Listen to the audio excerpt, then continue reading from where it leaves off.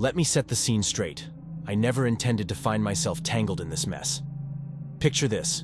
I'm your run-of-the-mill guy, punching the clock at the office from 9 to 5, and unwinding with a bit of internet surfing after hours.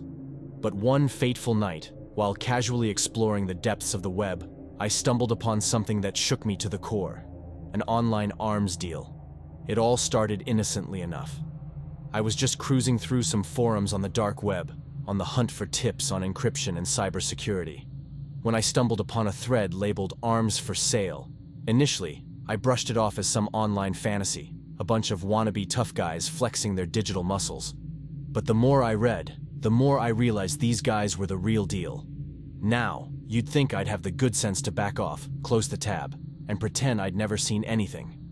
But curiosity got the better of me, and I kept scrolling, drawn in by the allure of the forbidden. And that's when things took a turn for the worse. As I delved deeper into the thread, I began recognizing some of the usernames.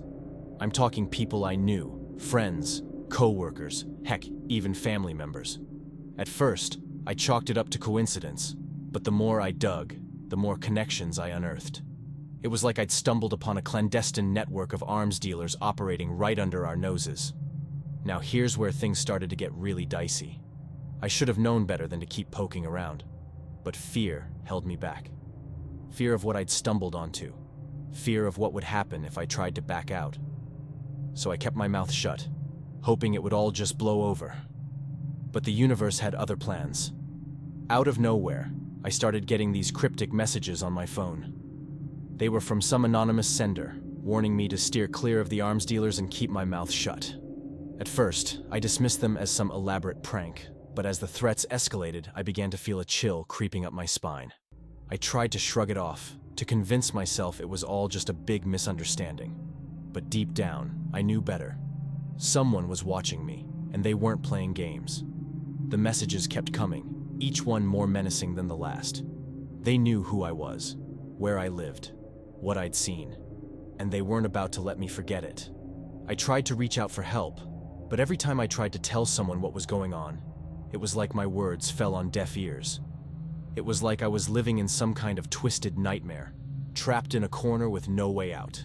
And then, one night, things took a terrifying turn. I was sitting at home, trying to unwind after a long day, when I heard it. A faint scratching at the door, like someone was trying to force their way in. My heart pounded in my chest as the sound grew louder, closer, and then, just like that, it stopped. I sat there in the darkness, paralyzed with fear, waiting for something, anything to happen. But there was nothing. No movement, no sound, just the oppressive silence of an empty house. I tried to tell myself it was just my imagination, that I was overreacting.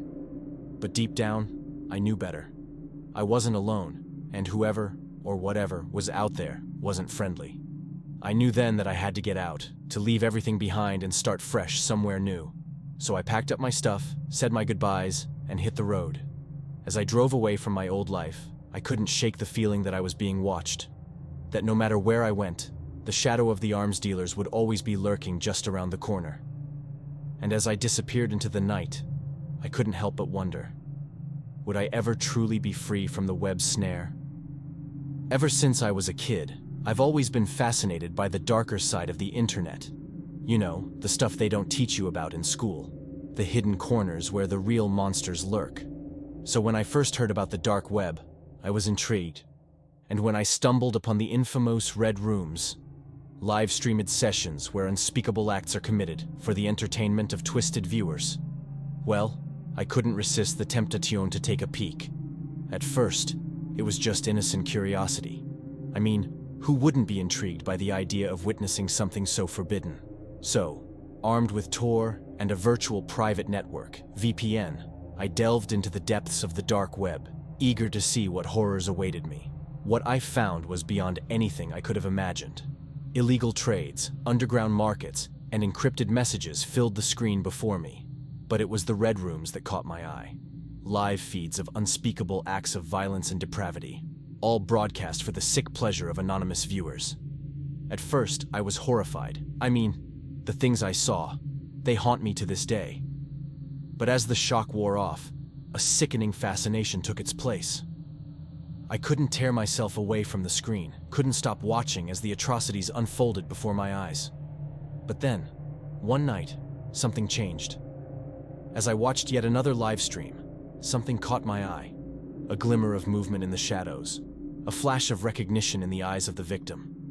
It was like they knew I was watching, like they were reaching out to me for help. I tried to shake it off, to tell myself it was just my imagination running wild.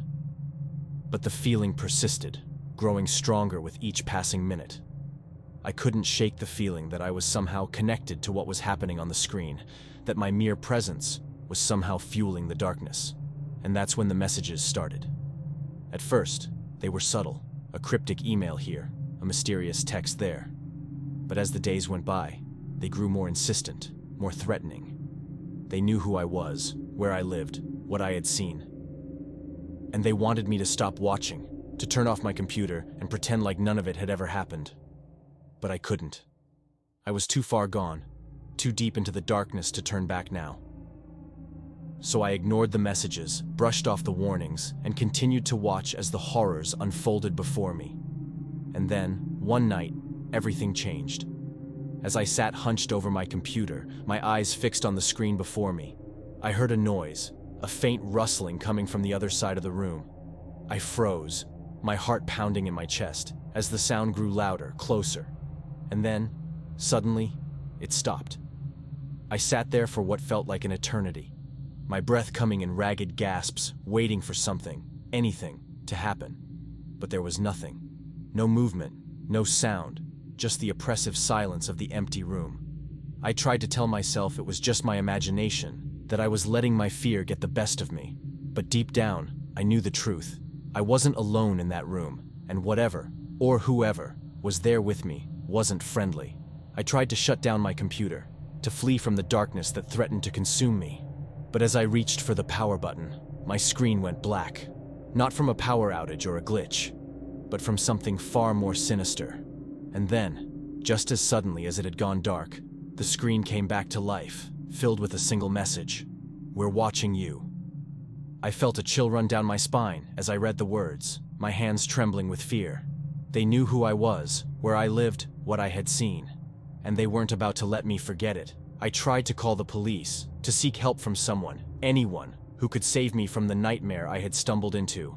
But every time I picked up the phone, it would crash, the line going dead before I could even dial a number.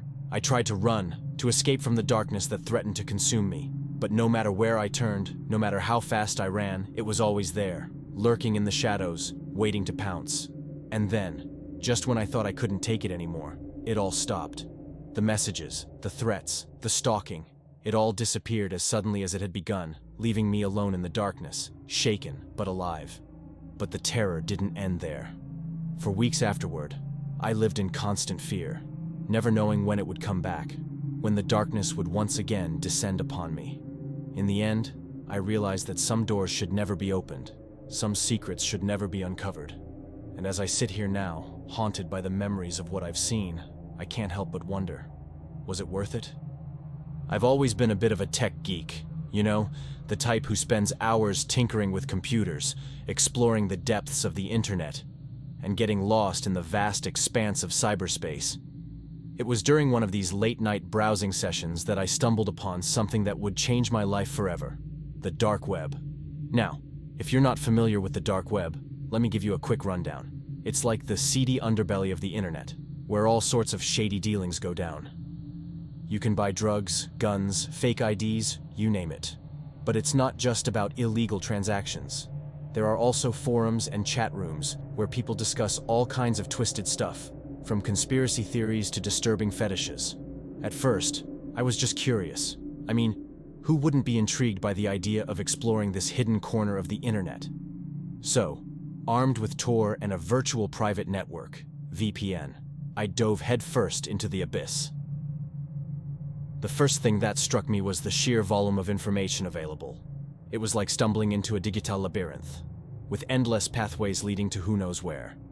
I started by browsing some of the more well-known marketplaces, just to see what was out there. It didn't take long for me to realize that I was way out of my depth. I mean, sure, I'd heard of people buying drugs online before, but I never imagined the scale of it all. It was like stepping into a virtual drug bazaar, with vendors hawking everything from marijuana to heroin. But it wasn't just drugs that caught my eye. There were also forums dedicated to hacking, identity theft, and even contract killings. It was like a nightmare come to life, a digital dystopia where anything was possible, for the right price. Despite the danger, I couldn't tear myself away. There was something strangely addictive about the dark web, something that drew me in like a moth to a flame. Maybe it was the thrill of the unknown, or maybe it was just my own morbid curiosity, but I kept coming back for more. And that's when things started to get really weird. One night, while browsing one of the more obscure forums, I stumbled upon a thread that sent chills down my spine. It was titled "The Game," and it promised a prize beyond my wildest dreams, but only if I was willing to play. Intrigued, I clicked on the thread and began reading through the rules. It was like something out of a horror movie, a twisted game of cat and mouse where the stakes were life and death. The basic premise was simple. I would be given a series of tasks to complete, each one more dangerous than the last. If I succeeded, I would be rewarded handsomely. If I failed, well, let's just say the consequences didn't bear thinking about. At first, I was hesitant. I mean, who in their right mind would willingly put themselves in harm's way for the sake of a few bitcoins? But the more I thought about it, the more the lure of the prize pulled at me. I was tired of living paycheck to paycheck, tired of scraping by while others flaunted their wealth. This could be my ticket out, my chance to finally make something of myself. So, against my better judgment, I accepted the challenge. The tasks started off innocently enough. Simple things like taking a photo of a specific location or sending a cryptic message to a stranger. But as the game progressed, things took a darker turn. One task required me to break into a local business and steal a valuable item. Another tasked me with spreading false rumors about a rival gang, putting myself in the crosshairs of some dangerous people. But the worst was yet to come. One night, I received a message from the game's organizer, instructing me to kidnap someone and hold them for ransom. I froze, my heart pounding in my chest. This was crossing a line I never thought I'd cross. I couldn't do it. I refused to participate in such a heinous act.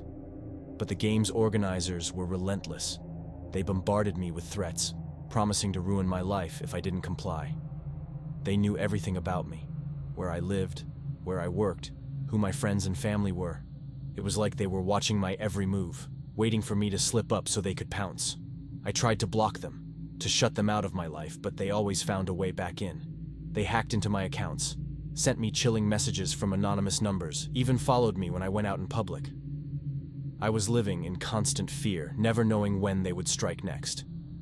And then, one day, it happened. I was walking home from work, my heart racing with every step, when I felt someone watching me. I turned around, but there was no one there.